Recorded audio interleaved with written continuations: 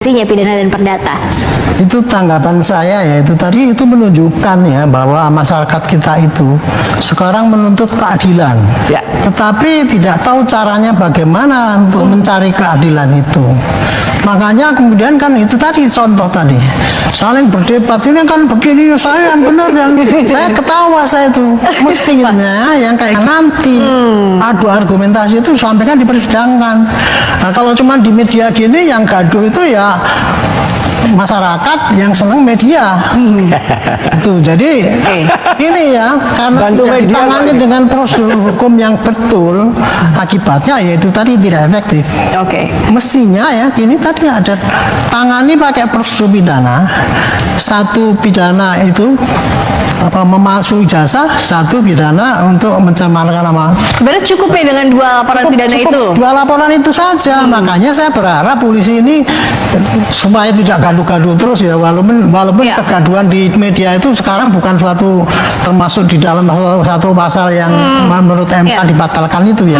Tetapi kegaduhan ini kalau dibiarkan nanti bisa jadi kegaduhan fisik Oke Pak Arianto, tapi antara kalau untuk peserta yang backing ini sama surat ini pasti akan terjadi di Oke. lapangan. Nah, itu Nah, tadi. tapi kalau untuk gugatan perdata artinya tidak diproses dahulu juga tidak apa-apa atau seperti apa? Apa? Kalau perdata itu hak seseorang, nggak bisa ditolak. Ya. Hakim pasti menerima, terus kemudian tapi ketika mau gugat mesti didamaikan dulu. Itu normatifnya kayak gitu. Iya, gitu. dan pun laporan pidana yang ada di daerah pun juga kan ada Ya. itu semestinya yang dikedepankan dua pidana yang di Ya Baris Krim mestinya dan nih Polda dulu kalau saja. kalau ini ya, ini mestinya tuh dua pihak itu dari dulu sudah melaporkan masing-masing.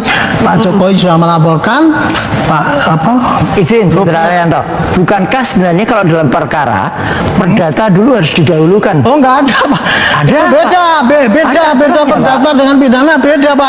Jangan Dimensinya Perdata berbeda. dulu diselesaikan, baru pidana. tidak ada begitu Pak. Itu kalau sengketa rumah ini satu mengatakan ini Nah, kalau yang ini perdataannya nggak pas, kalau ternyata diuji ternyata dalam perdatanya yang uji itu siapa? Nah itu Pak. Kan pemalsuan itu kan pidana. Ya. Yang uji ya harus ranah pidana Pak. Oke.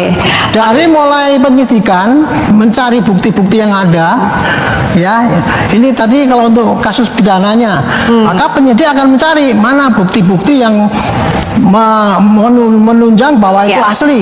Ya. Pasti dicari dong dari saksi-saksinya temannya Pak Jokowi, dari universitas sana dan sebagainya gitu. Kumpulkan semua. Oke. Kemudian Perdata yang duluan. menentang, yang tadi diomong-omongkan di sini, Ya, ya. semua ditampung polisi, diberkas sampai segini, Ya. nanti dikirimkan ke kejaksaan. Pak, ini loh, ini kira-kira bisa nggak dipakai tuntutan? Nanti jaksa akan melihat, oh ini bisa.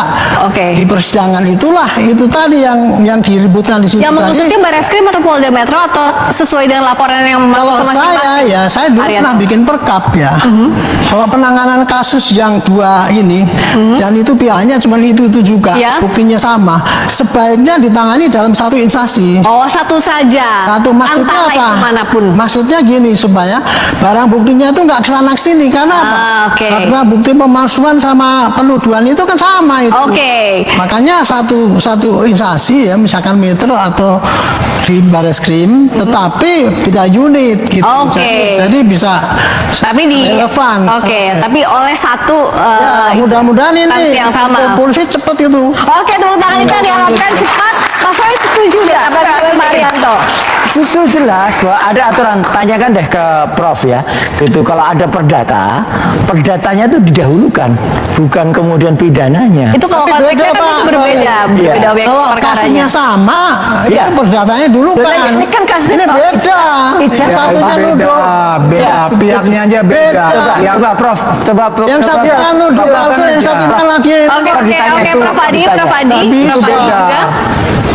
Untuk Karena- tadi apakah perkara dan perdata dan pidana di dimensi yang berbeda bisa berjalan masing-masing, tidak harus ada yang didahulukan. Objeknya sama, Prof ijazah Adi. palsu. Silakan Prof. Prof Adi?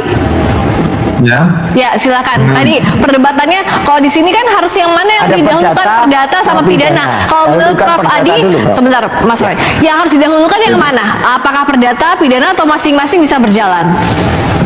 Sebenarnya masing-masing bisa berjalan sendiri-sendiri. Oke. Tapi Beda. dalam kasus-kasus tertentu, kalau kasus itu perbuatan melawan pihaknya hukum, berbeda. misalnya 1365, ada juga yang menunggu pidananya dulu karena harus ada unsur perbuatan melawan hukum, ada juga kayak gitu. Jadi, Oke. saya pada prinsipnya Kalau untuk kasus bisa ini berbeda? sendiri-sendiri. Oke, Jadi kalau pada prinsipnya bisa sendiri-sendiri. Oke, bisa sendiri-sendiri itu clear ya sama ya tadi yang Ya, disampaikan. clear. Beda Oke, pada pihaknya. oke. Akhirnya Oke. artinya kalau Mas Roy siap dong adu bukti manapun laporan pidana siap. maupun perdata. Dan tadi yang diceritakan Prof Adi tadi menarik, Mbak. Ketika Jokowi gak adil 2 kali ya, pertama di soal mediasi pertama dan kedua soal kakus.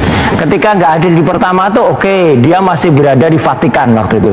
Tapi yang kedua tuh dia ada di Solo. Dia ada di Solo bahkan nerima pemain band. Ini kan gimana sidangnya ada di Solo kok nggak hadir? Padahal kan alasan nggak hadir harusnya kan dia lagi pergi, lagi dinas gitu.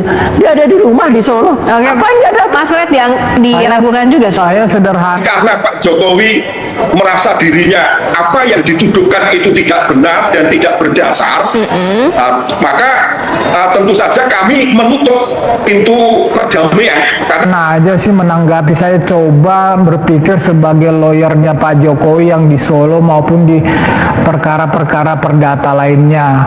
Saya juga akan merespon yang sama, tidak akan merespon ya tuntutan para penggugat ini di dalam proses mediasi, karena saya tahu ini para penggugat ini akan patah, gugatannya akan tidak diterima di dalam proses persidangan nanti. Kenapa tidak diterima? Legal standingnya nggak jelas ya, apa dasar orang ini, kemudian tuntutannya, ganti kerugiannya mereka ini apa sih, kan begitu, nggak jelas. Jadi saya yakin 100% bahwa kan juga udah pernah dilakukan. Oke. Gugatannya tidak diterima karena itu jelas, hukumnya itu jelas kok. Kalau 1365 itu Oke. mendalilkan kerugian, itu harus kerugian yang Ya. dalamnya langsung. Oke, Apalagi itu yang perdata kayak yang di Makassar itu, apa hubungannya dengan kurs rupiah tuh, Pak? Oke. Jadi saya percaya ya memang nggak perlu direspon, walaupun memang harus mediasi itu wajib, tetapi kita kan pakai Oke. logika hukum juga. Oke. Ngapain direspon kok Oke, baik. tidak akan diterima Ya, ini nah. juga. Menghormati persidangan. Oke, tetapi soal yang ada di Polda Metro juga Barreskrim, Mas Roy sempat bilang ini ada skenario penyelamatan. Maksudnya apa? Ya, jadi artinya kan ada yang kemudian seharusnya dipercepat. Yang di Barreskrim itu, meskipun saya tidak ikut menggugat di sana, tapi gugatan dari teman-teman itu kan sudah didaftarkan per Desember 2024 yang lalu. Lambat banget.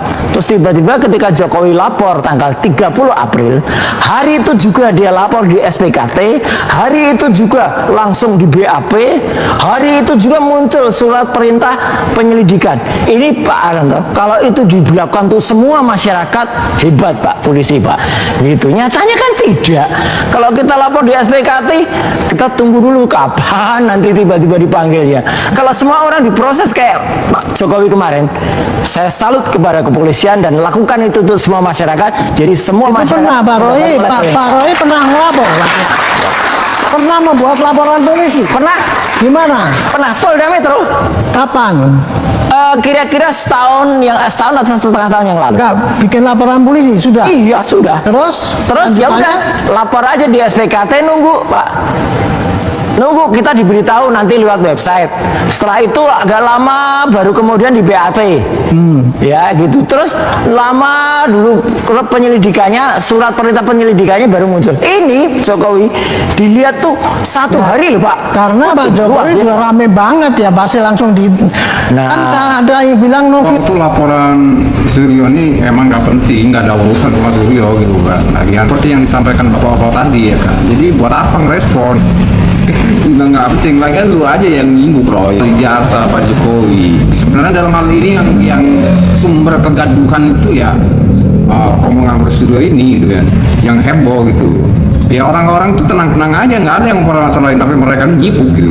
Nyibuk emang dari kelemahan Pak Jokowi. Itu bisa dilihat dari rekam jejak mereka di tahun-tahun terakhir ini ya kan. Itu kelihatan banget. Nggak lain ya cuman romulan itu aja kawan-kawan. Iya kan. Nggak ada yang berubah dari barisan mereka tuh nggak ada. Ya orang itu aja gitu. Orang-orang itu aja yang dari dulu tuh emang seirama gitu kan, nyerang Pak Jokowi, nggak tahu apa maksudnya. Atau mungkin demi pilpres ke depan gitu. Banyak partai yang menjadi lebih besar pada saat itu ya kan, karena Pak Jokowi.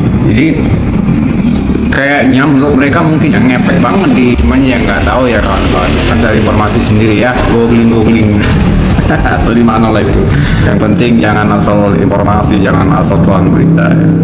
Terlalu justice kan? Enggak, tapi nggak imbang Pak, kasihan masyarakat Pak. Ya Kalau itu kayak gini. kenyataannya begitu. Tapi Ya, gini ya, kenyataannya gitu ya Pak ya. Kenyataannya Jokowi jalur yang prioritas, benar ya. itu ya bikin LP Pak.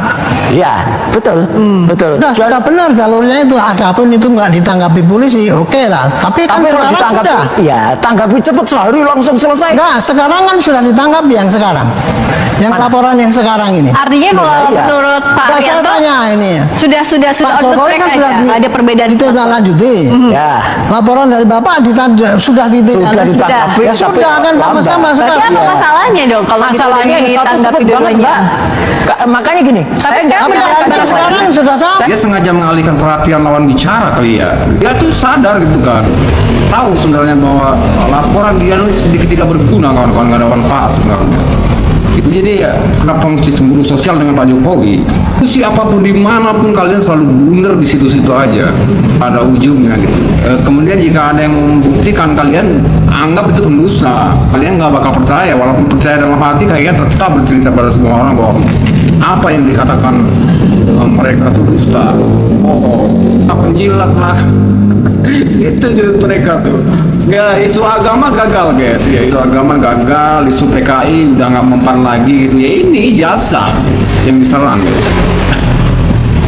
Tidak menyalahkan Pak Jokowi, tapi saya menghimbau kepolisian untuk memberlakukan yang sama untuk semua masyarakat. Jadi bagi semua masyarakat dapat perlakuan yang sama, Pak. Itu adil ya, Pak. Idealnya memang kayak gitu Pak, idealnya ya.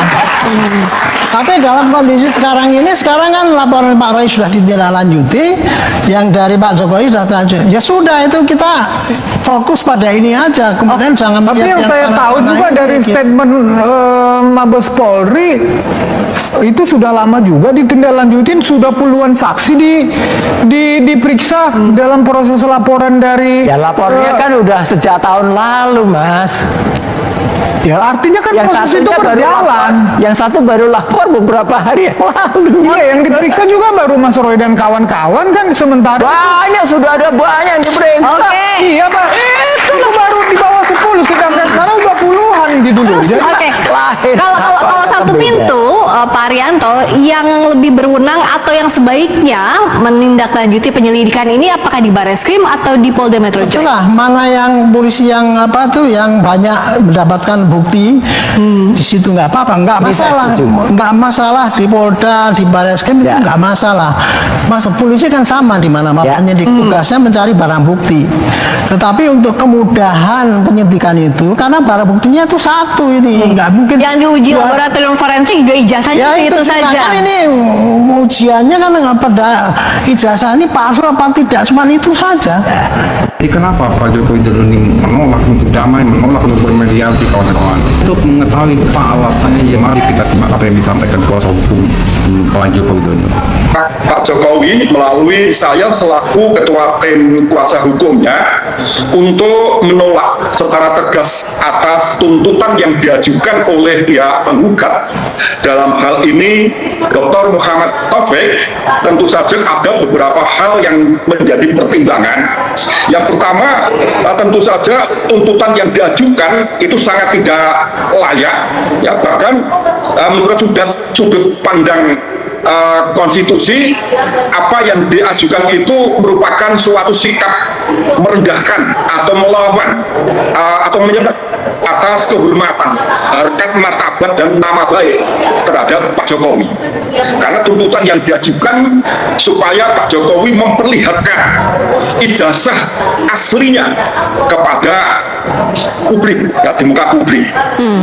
Sehingga dengan adanya tuntutan yang tidak lazim dan tidak berdasar itulah sehingga sangat beralasan klien kami melalui saya sebagai ketua tim penasihat hukum untuk menolak secara tegas atas tuntutan yang diajukan penggugat.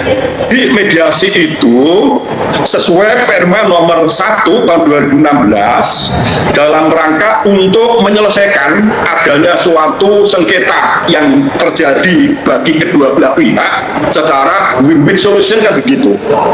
Yang menjadi persoalan dalam gugatan yang diajukan oleh Dr. Muhammad Taufik terkait objek yang disengketakan mengenai dugaan ijazah palsu yang digunakan Pak Jokowi dalam proses pemilihan wali kota Solo, kemudian proses pemilihan gubernur DKI Jakarta, dan juga proses pemilihan presiden RI 2 periode, kata Taufik, ini adalah palsu. Nah, oleh karena Pak Jokowi merasa dirinya apa yang dituduhkan itu tidak benar dan tidak berdasar, maka tentu saja kami menutup pintu perdamaian karena memang tidak ada persoalan yang disengketakan antara Pak Jokowi dengan Taufik. Dan perlu dipahami bahwa di dalam hukum perdata atau di dalam perkara perdata ini kan merupakan suatu perselisihan ya antara orang satu dengan orang yang lain atau subjek hukum yang lain secara personal atau keperdataan. Nah, kalau bicara tentang dugaan ijazah palsu, ini kan bukan lagi ranah perdataan, sehingga bagi mereka yang sekiranya mengetahui adanya dugaan terjadinya tindak pidana penggunaan ijazah palsu, maka lebih tepat yang bersangkutan supaya memiliki legal standing melapor kepada aparat penegak hukum agar dugaan tindak pidana pemalsuan terhadap ijazah tersebut supaya dilakukan penyelidikan guna mengetahui apakah benar ya peristiwa yang dilaporkan tersebut merupakan tindak pidana dan dapat atau tidaknya untuk dilakukan penyidikan guna menemukan siapa ya seorang yang diduga kuat sebagai pelaku tindak pidana kan demikian, bukan perdata. Jadi kalau perdata jelas Pak Jokowi sama sekali tidak memiliki hubungan secara privat terhadap Muhammad Taufik berkenaan dengan ijazah yang diduga palsu tersebut. Kalau saya perhatikan mengenai substansi gugatan, baik yang diuraikan di dalam posita gugatan maupun di dalam petitum, Bapak Jokowi ini kan diduga menggunakan ijazah palsu dalam hal proses pencalonan kepala kota, gubernur, dan juga presiden. Selanjutnya Muhammad Taufik ini mengajukan suatu tuntutan agar Majelis Hakim Pengadilan Negeri Surakarta yang memeriksa dan mengadili perkara tersebut menjatuhkan putusan untuk menyatakan bahwa Pak Jokowi ini secara hukum tidak memiliki jasa. Itu yang pertama. Kemudian yang kedua, agar Pak Jokowi ini dihukum untuk menanggung segala beban atas hutang-hutang yang selama ini terjadi maupun proyek strategi nasional yang menurut penggugat ini dianggap gagal, maka segala biaya yang timbul, segala kerugian yang terjadi ini supaya dibebankan kepada Pak Jokowi secara pribadi.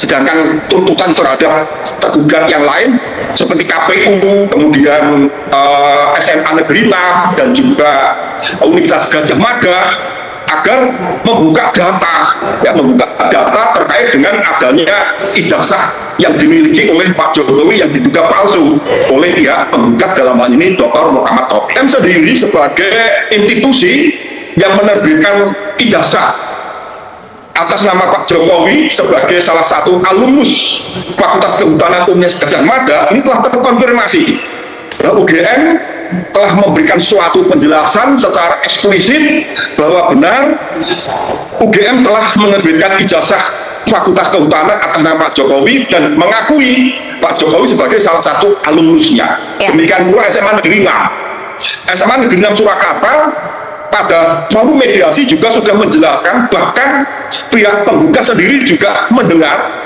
yang pada pokoknya SMA 6 membenarkan Pak Jokowi sebagai salah satu lulusan SMA 6 dan telah menerima ijazah SMA Negeri 6 Surakarta. Ya, tadi Dengan demikian maka telah terkonfirmasi Ya. baik dari UGM maupun SMA Negeri 6, bahkan ada beberapa satu angkatan Pak Jokowi baik yang dari SMA Negeri 6 maupun satu angkatan Pak Jokowi dari Universitas Gadjah Mada mengakui akan kebenaran Pak Jokowi adalah sebagai teman satu angkatan dan dinyatakan lulus dan memiliki ijazah. baik. Tadi kan Bang Irfan bilang ya tidak ada masalah. Artinya sudah siap ya Bang untuk menunjukkan bukti ijazah aslinya di pengadilan nantinya dong. Tentu saja kami siap, justru itulah kami menutup ya pintu ya bagi penggugat Untuk melakukan suatu perdamaian dengan harapan dengan adanya pemeriksaan pokok perkara di persidangan, saya berharap isu-isu yang selama ini sengaja diciptakan oleh pihak-pihak yang menurut saya tidak bertanggung jawab menjadi bola liar. Ya, dengan hal yang demikian inilah harapan saya ada suatu kepastian, tidak sekedar asumsi belaka, akan tetapi benar-benar bukti dalam fakta persidangan yang pada akhirnya hakim yang mempertimbangkan tentang Pak Jokowi Baik. benar-benar memiliki ijazah yang sah sesuai dengan apa yang telah diterbitkan oleh institusi yang diberi kewenangan untuk itu. Pemicu kegaduhan selama ini ya dari mereka itu sebenarnya gitu kan. Mereka selalu gembor-gembor, bahkan sesuatu yang belum terjadi udah gembor-gembor guys. Udah kencang teriak-teriak nggak jelas gitu ya kan. Nah, kalau menurut saya sih sudah berlebihan begitu apa yang disampaikan mereka. Jadi memang tidak layak untuk di posisi publik. Makanya kegaduhan ini terjadi. Sebenarnya sih Pak Jokowi tidak merespon hal ini gitu kan. Jadi dia ntar diam sendiri gitu mungkin awal-awalnya. Masih berlanjut, ya udah diladenin, gaduh-gaduh sekalian gitu. Makanya sekarang nggak ada kata damai untuk kali ini ya kan. Jadi kayaknya mereka ini udah mulai panik gitu ya kan. Panik dan menutupi kegelisahan mereka. Sebenarnya mereka ini paham bahwa apa yang dimiliki Pak Jokowi itu asli gitu. Karena mereka tujuan mereka tuh menjatuhkan marwah beliau. Jadi bagaimana caranya guys?